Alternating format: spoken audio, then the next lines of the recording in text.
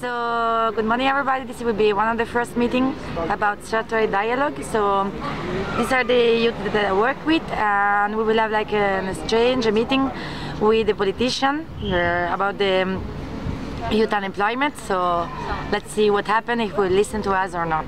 So, these are the youth. Salut, je suis Sarah.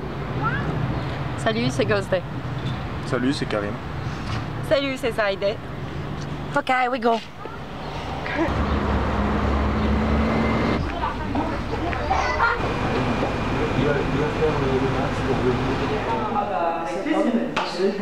Tu vas les lire parce qu'il y a des recommandations pour Excel.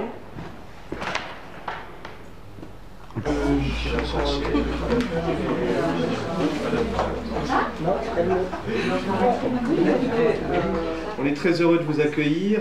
Vous êtes ici dans la société Verestenger, spécialisée dans les métiers du plâtre et de l'isolation.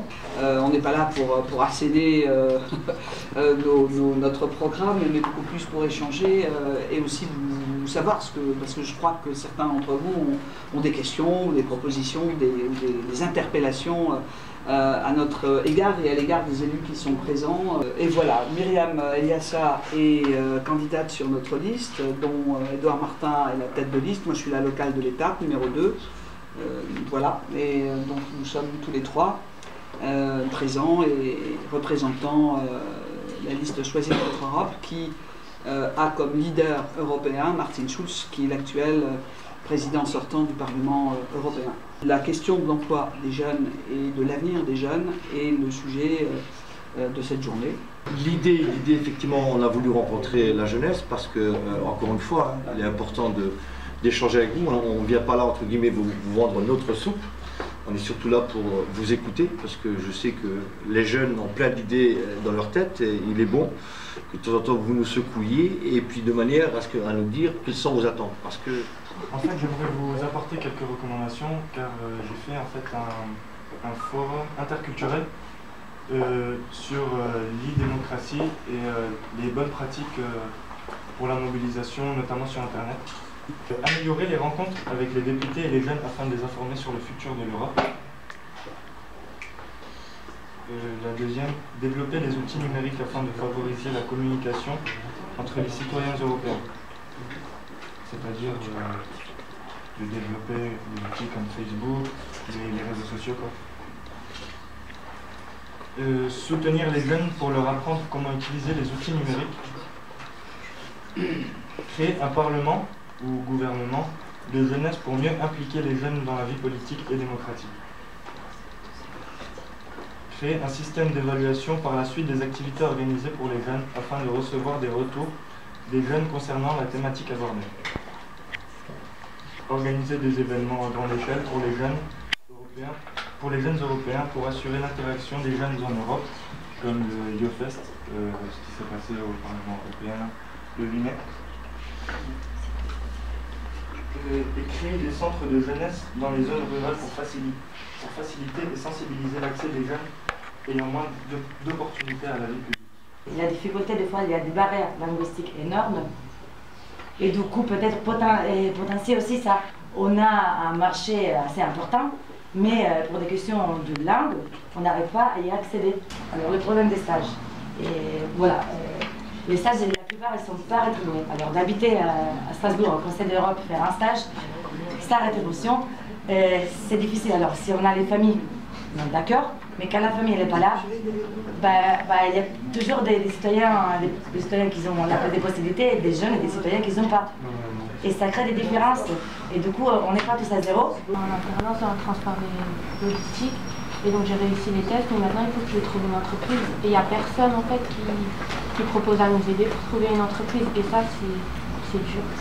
Mais par contre, c'est vrai qu'il faudrait vraiment une personne qui leur permette de faire le pont entre ces jeunes-là sortis de l'école et la demande de l'école, des entreprises. Donc je pense qu'à un moment donné, il faudrait peut-être imaginer un lieu où on recense, faire une espèce de cartographie alors par territoire, est-ce que c'est par commune, est-ce que c'est par zone d'emploi, des entreprises qui accueillent des jeunes en alternance, de manière à ce qu'on aide déjà les jeunes à cibler leurs demandes. Mon but de mon service civique, en fait, c'est de promouvoir les services d'engagement, notamment les services Erasmus+, Et en fait, il n'y a aucune communication sur ça, à part l'AMSEC. Et sinon, quelques éducatrices pour faire des SVE ou...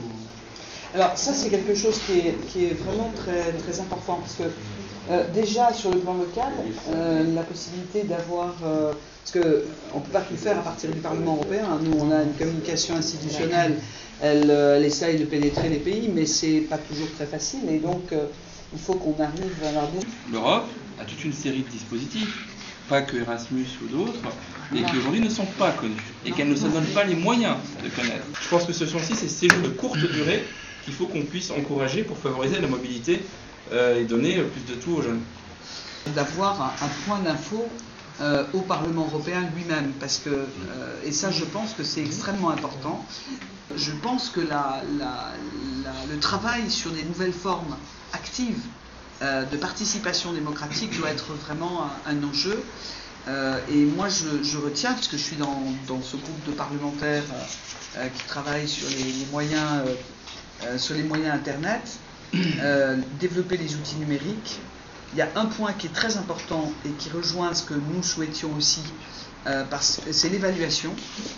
Parce que l'évaluation, nous en aurons besoin pour demander, comme le disait Édouard, des crédits supplémentaires sur les actions jeunesse. Et alors il y a un point qui permettrait justement de travailler de manière plus continue, c'est de flécher jeunes.